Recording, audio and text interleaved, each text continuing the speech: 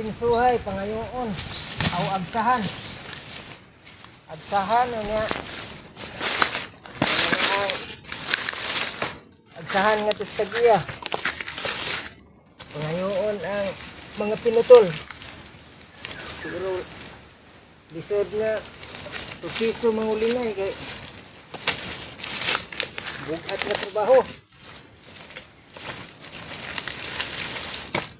Unang proseso, magputol, maghakot. Ikaduha, magkuagyuta. Dili lalim ang manguling. Nagtunidad sa kuan.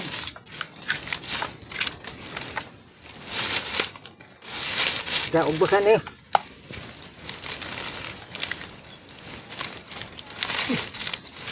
Tinduga ko doon. Ara. Sige lang. Yes. At tunidad sa ulinganan. Maraming pinabuhi sa mangulingay mga lumulupyo.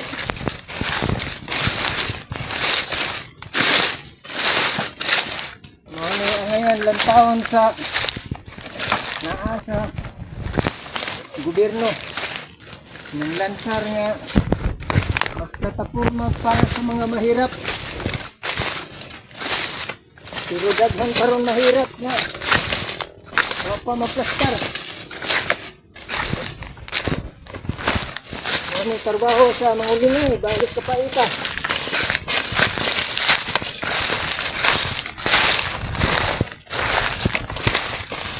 Kay 62 na ako edad.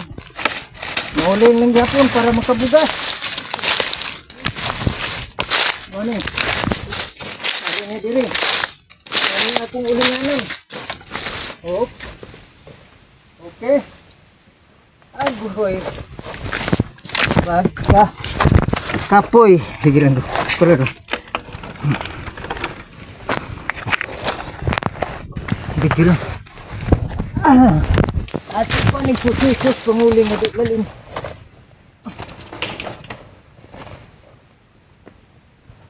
Mo ni atong ipabot na to sa ng lansar nga ni tatap. Okay. Dami diri, mo na kuan uling. Mo ni ang proseso sa panguling. Apa diri? Kaya ako tong kutunon. Ako ni paabot sa mga lansar. Kaya ako na ako'y plano nga walain ako nalantaw nga tumatabang sa mga mahirap. Si Manny Pacman and Rapi Tulfo lang. Mga ni gusto na kong ipaabot natin nila.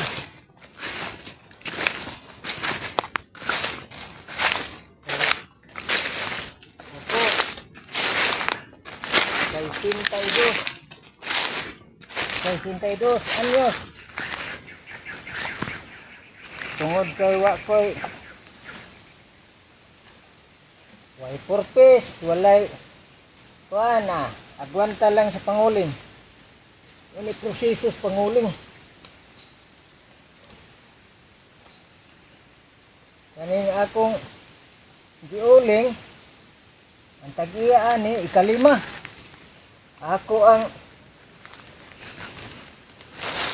ang kanang kuan upat lima ka sako sa sako ila upat ako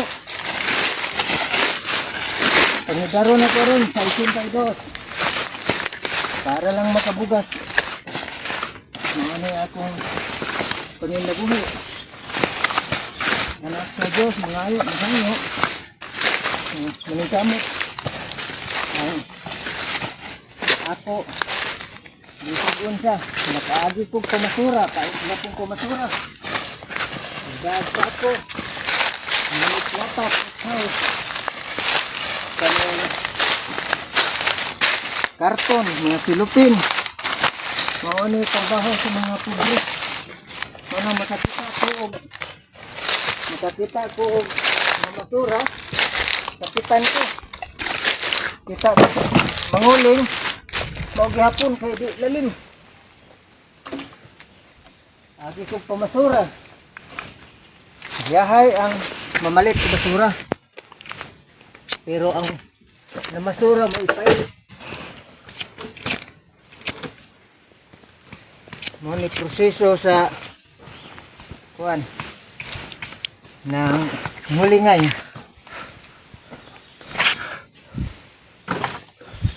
Okay. Ikahuman ani kaning yuta.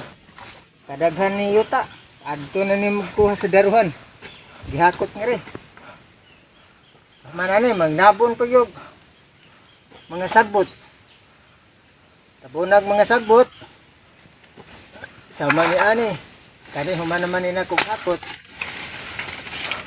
Mao na sad niya ikaduhang proseso. Tabunan ni mga sagbot ang kilid. No, pait kayo. Daghan nga proseso ng mangulingay. Daghan higapon usa pang portahan. Bantay pa kaway tug. Kay og mabulwang. Mabulwang maabo man. Mao ni proseso sa panguling.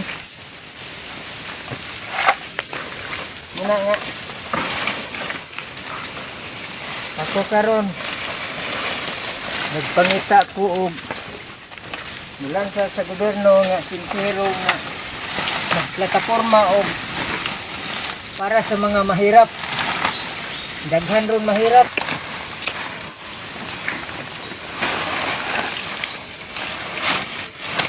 Daghan mahirap.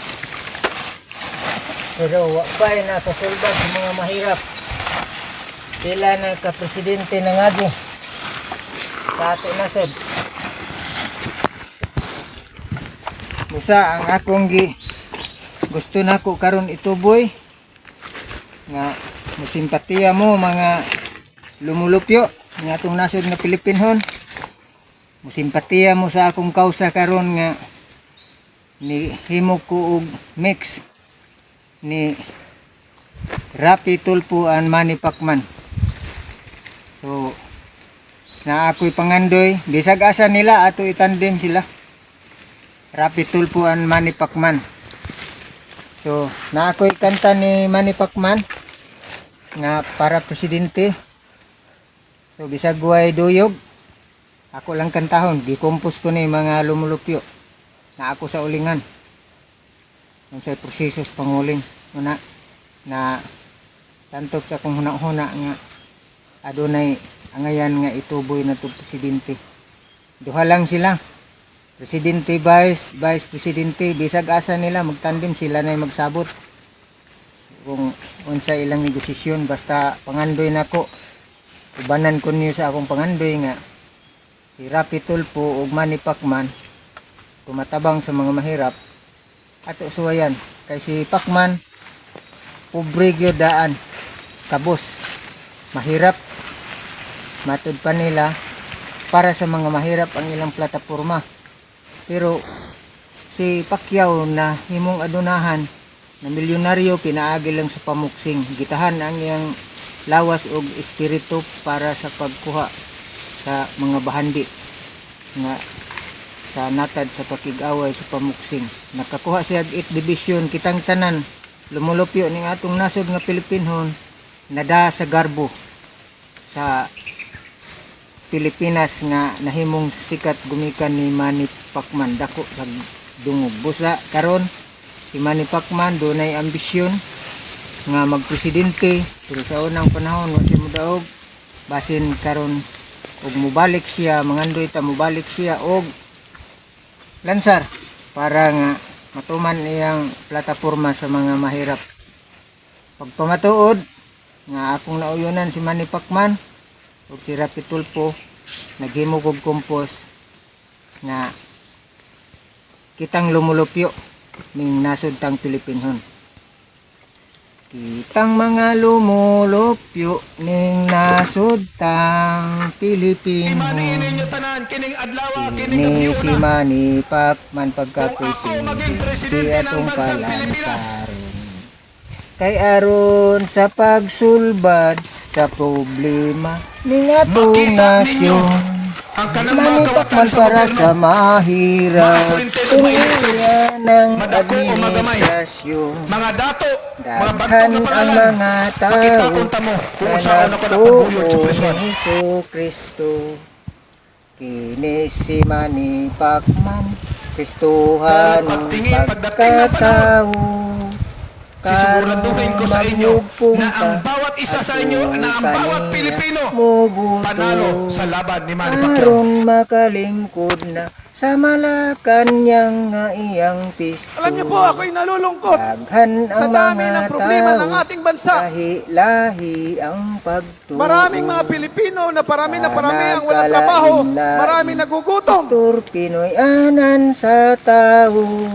Ayaw ko na maiiwanan sila. Eleksyon na maghugpong tabaya. Pag tayo'y ninyo. namatay, lilipas din tayo at iba na rin nagmamayari Eleksyon niyan. na si Manny Pacman pagka-presidente ang Po ang reality, yan po ang reality. Na pag tayo nawala na, lilipas din tayo at iba na rin kung si nagmamayari. Manny Hindi na tayo Pacman nagmamayari niyan. presidente But as much as na. possible, makaiwan tayo ng Tang legacy. mga Legacy mahirap, na hindi tayo makakalimutan at maukini ang makakatulong pangarap sa mga hindi na resultang niya. darating. Ato siya Ang padagon. panawagan ko sa Kamlakan bayan yang ng atong Pilipino na magkaisa tayo sa isang advokasya, sa isang adhikain, na tayong mga Pilipino ay umunlad. Ang iya og atong ambisyon.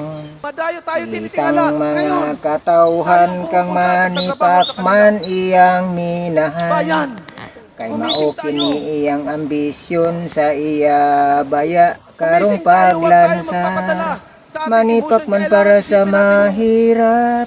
Mahirap para kay kinabukasan natin, Pacman. kinabukasan ng mga Aron susunod nga pang generasyon. Kaya matumana importante sa lahat, ang yung legacy iyag atong na pangarap Yun ang man. maalala mo. Dili Yun ang na maalala to ng taong bayan ng kalimtan. mga susunod pang Panahon generasyon. Pag sa ikaw ay may legacy na eleksyon iniiwan man. sa ating bayan. Kini si Manny Pacman At yan ay sisiguraduhin ko, pagka-presidente yung ang mga atong mahirap na tao maproteksyonan butuhan. at magkaroon Kay ng sustainable maukin livelihood. paglaom sa nasudtang Pilipinas Pilipinhon kong mahal. man. Nasaan Kini ka na si ngayon? Manny Pacman. Ano nang nangyari? Inilana ni Pinatutuwa siya. at masaya dahil Siya sa maayong naiambag kong mo dala karangalan sa ating bansa. pagkabuksingero At ang ning bansang Pilipinas. nasulta. Karon na siya'y ambisyon. Nais ko sana Presidente na iyan tayong ang lahat nagkakaisa kabuton. para sa isang Karon sa pagsulbad sa problema ning atong nasyon. pangarap na umasinso Siya ang bawat Pilipino, ang bawat pamilya. taga General Santos City. Maraming mga Kaya Pilipino na ron parami ang walang pagtuman trabaho, sa iyang maraming nagugutom. ambisyon o plataporma para sa mga pobre. Man po nakaranas ng paggutom. Siya Galing po ako sa magpresidente. pinakamahirap na pamilya. Taga Natutulog po ako sa Philippines kini. Ayan, marami pa ako Kaya mga kasama ron dyan sa na buhay pa. pagtuman Saksi sila sa na ako. iyang ambisyon Natutulog o sa kalye. plataporma para sa datog pobre. Para sa datog pobre. Muna mga lumulupyo no ang kumpus nako. Nya niingon ko nga si Manny Pacman and Rapi Tulfo ato itandem so sila may mag-igo o kisay una mulan sa nagpresidente sa 2028 o mag-vice basta ato itandem sila. So mao na mga kaigsunan ang akong gi-compose Manny Pacman o daghan pa pero ako pa i-review ang akong kuan ni ako sa ulingan karon. Yaning kamot ko nga makapalit mi og bugas. Busa ang proseso sa panguling di lalim mo ni nga tinuod mahirap bisag unsa ang among trabahoon. Agian ako nanguling, agian ako na masura mo nang naghibaw ko og unsa ang mga mahirap. So sa nang lansar sa politiko ako natanaw nga si Manny Pacman adunay plataporma sa mga mahirap. So nasud sa akong hunang-huna nga maghimo kog kanang compost kanta para masabtan pud sa sama na kong mga mahirap nga musuporta pud unta panahon nga si Manny Pacman mo balik og lansar sa 2028 og si Rapi Tulfo ba. Kung magpresidente si Rapi Tulfo, ang hinaot ko nga sila magkatandem, magkasabot sila nga mubay si Manny Pacman. Kay katong higayon sa unang panahon, nga nianhi sila og Cebu, Talamban man siguro to, katong nag 100 ang edad nga ila gitagaan ni Rapi Tulfo og kwarta og ni Manny Pacman, sila duha si Manny Pacman ug Rapi Tulfo nagkuyog. Una, gusto ko nga sila pod sa politika magkakuyog vice ang presidente ug si Pacman mag presidente vice si Rapi Tulfo. Kung si Tulfo mo presidente mo vice si Pacman, so bisan asan lang duha suportara nato mga lumulupyo ning atong nasod nga Pinoy-anan. Ako dahil si Ernesto Herda Cartagena, lumulupyo sa Sitio Bandera, San Isidro, San Francisco, Camotes, Cebu. Camotes Island. Welcome sa mga dumudoong sa San Francisco, Camotes nga daghan naing mga beach nga kasuruyan. Mga foreigners kung kinsa man ang ganahan mo suroy sa Camotes Island, maayon nag mga view. Daghan salamat.